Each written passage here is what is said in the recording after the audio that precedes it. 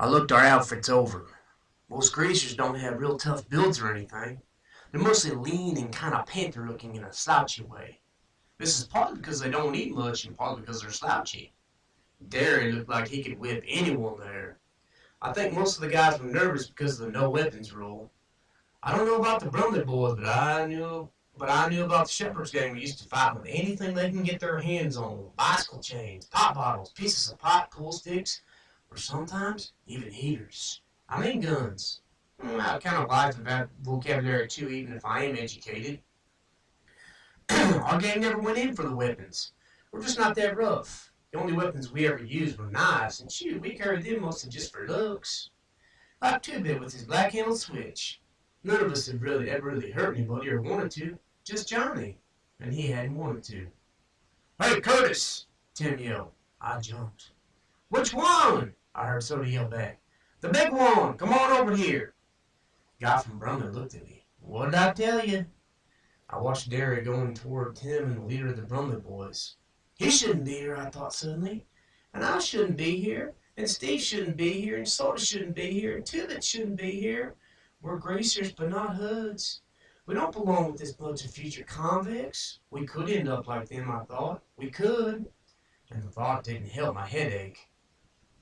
I went back to stand with Soda and Steve and Two-Bit then, because the Socials were arriving, right on time. They came in 4 carloads and filed out silently. I counted 22 of them. There were 20 of us, so I figured the odds were as even as we could get them. Darry always liked to take on 2 at a time anyway. They looked like they were all cut from the same piece of cloth, clean-shaven with semi-beetle haircuts, wearing striped or checkered shirts with light red or tan-colored jackets or mattress ski jackets. They could just have easily been going to the movies as to a rumble. That's why people don't ever think to blame the Socials, and they're always ready to jump on us. We look hoodie and they look decent. Could be the other way around. Half the hoods I know are pretty decent guys underneath all that grease.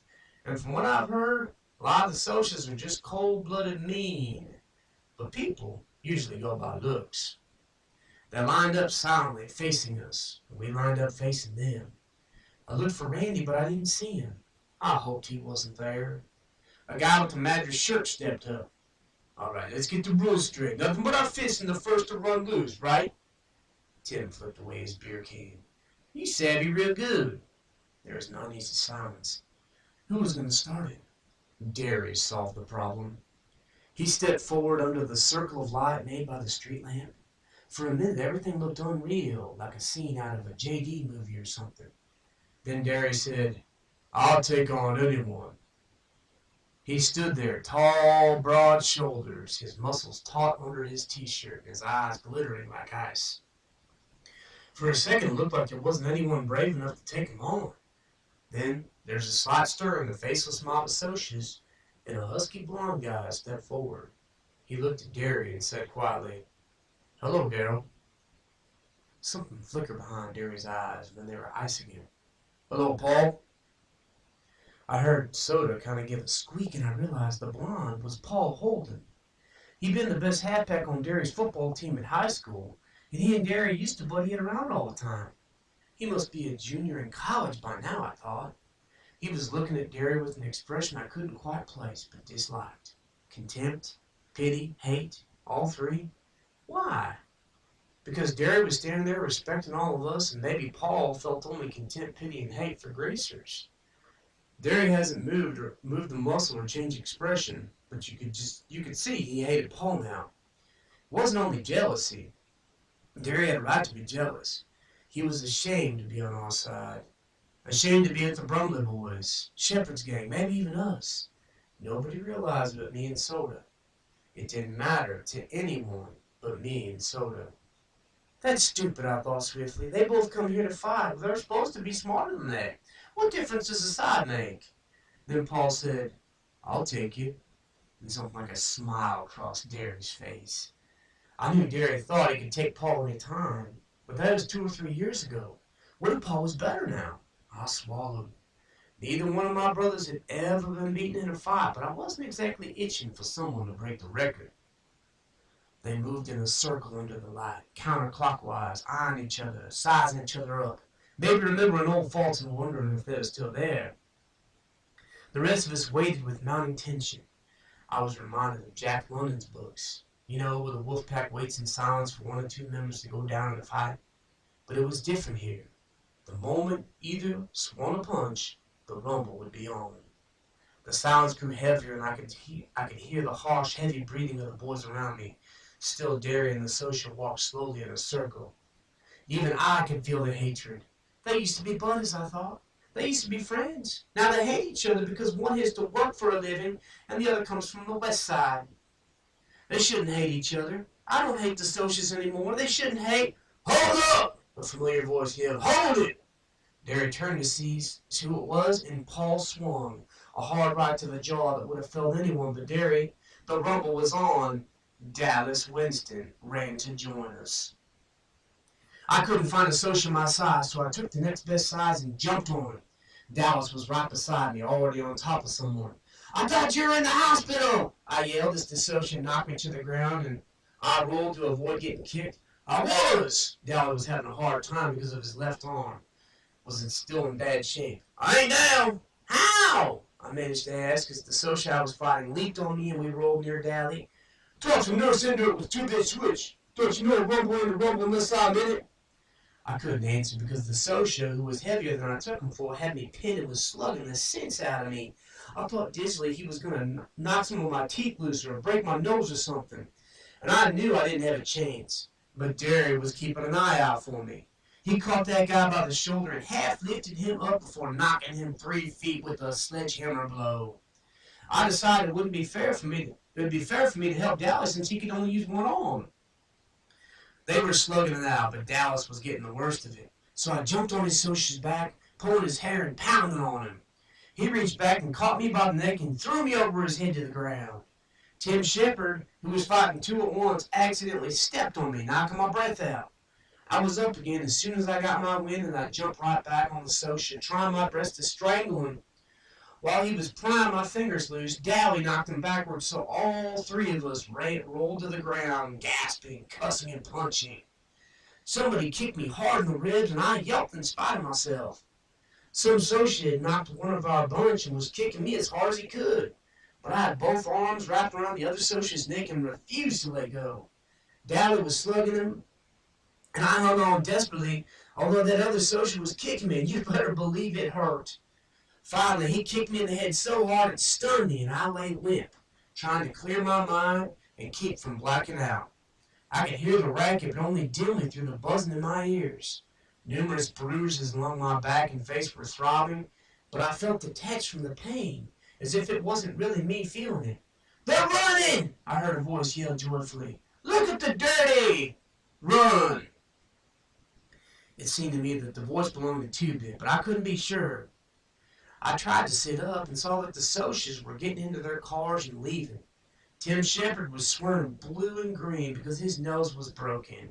Again. And the leader of the Brumley boys was working over one of his own men because he'd broken the rules and used a piece of pipe in the fighting. Steve lay doubled up and groaning about 10 feet from me.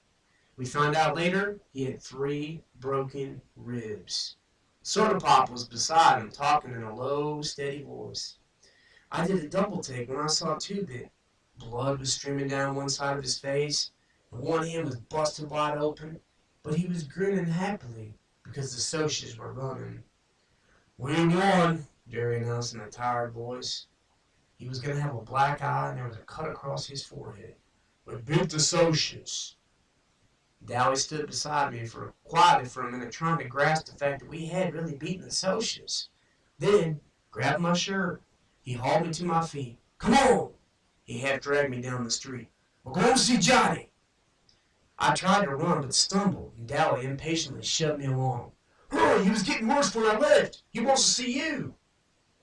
I don't know how Dallas could travel so fast, so hard after being knocked around and having his sore arm hurt some more. But I tried to keep up with him. Track wasn't ever like the running I did that night. I was still dizzy, had only a dim realization of where I was going and why. Darry had Buck Merrill's T-Bird parked in front of our house, and we hopped into it. And I sat tight as Darry roared the car down the street. We were on 10th when a siren came behind us, and I saw the reflection of red lights flashing in the windshield. Look sick, Darry commanded. I'll say I'm taking you to the hospital, which would be true enough. I leaned against the cold glass of the window and tried to look sick, which wasn't too hard feeling the way I did right then. The policeman looked disgusted. All right, buddy, where's the fire? The kid, Darry jerked a thumb toward me. He fell off his motorcycle and I'm taken to the hospital. I groaned and it wasn't all fake out. I guess I looked pretty bad too, being cut up and bruised like I was. The fuzz changed his tone. Well, is he real bad? Do you need an escort? How would I know if he's better or not? I ain't no doc. Yeah, we could use an escort. And the policeman stuck. As the policeman got back into his car, I heard Darry hiss, Sucker! With the siren ahead of us, we made record time getting to the hospital. All the way, Darry kept talking and talking about something, but I was too dizzy to make out most of it. I was crazy, you know that kid? Crazy for wanting Johnny to stay out of trouble, for not wanting him to get hard.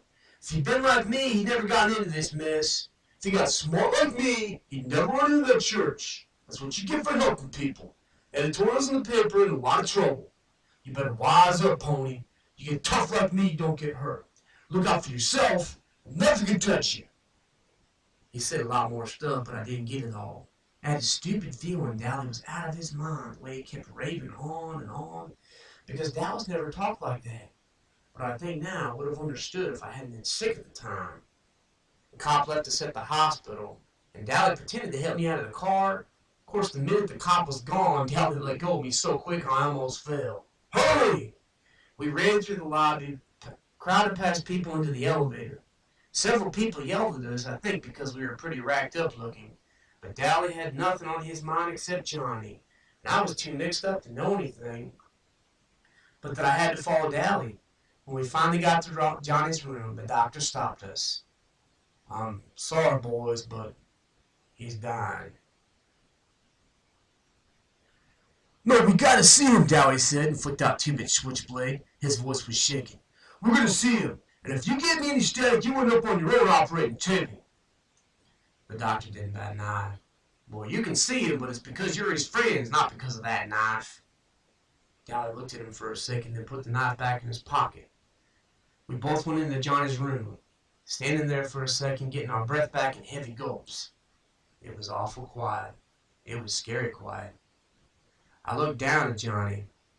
He was very still, and for a moment I thought in agony, he's dead already. We're too late. Darry swallowed, wiping the sweat off his upper lip. Johnny Cake, he said in a hoarse voice. Johnny? Johnny stirred weakly, then opened his eyes. Hey, he managed softly. We won, Darry Pennick. We beat the Socs. We stomped them, chased them right out of our territory. Johnny didn't even try to grin at him. Useless. Fighting's no good. He was awful white. Darry licked his lips nervously. Well, hey, they're still writing editorials about you in the paper for being a hero and all. He was talking too fast and too calmly. Yeah, they're calling you a hero and heroizing all the greasers. We're all proud of you, buddy. Johnny's eyes glowed. Darry was proud of him. That was all Johnny ever wanted. Pony boy? I barely heard him. I came closer and leaned over to hear what he was going to say. Stay gold, pony boy. Stay gold. The pillow seemed to sink a little, and Johnny died. You know, you read about people looking peacefully asleep when they're dead, but they don't. Johnny just looked dead, like a candle with the flame knock on. I tried to say something, but I couldn't make a sound. Darry swallowed and reached over and pushed back Johnny's hair. You never could keep that hair back. That's what you get for trying to help people, you little punk. That's what you get. Whirling suddenly, he slammed his back against the wall. His face contracted in agony and sweat streamed down his face. Damn it, Johnny, he begged, slamming one fist against the wall, hammering it to make it obey his will. Oh, damn it, Johnny, don't die. Please don't die. He suddenly bolted through the door and down the hall.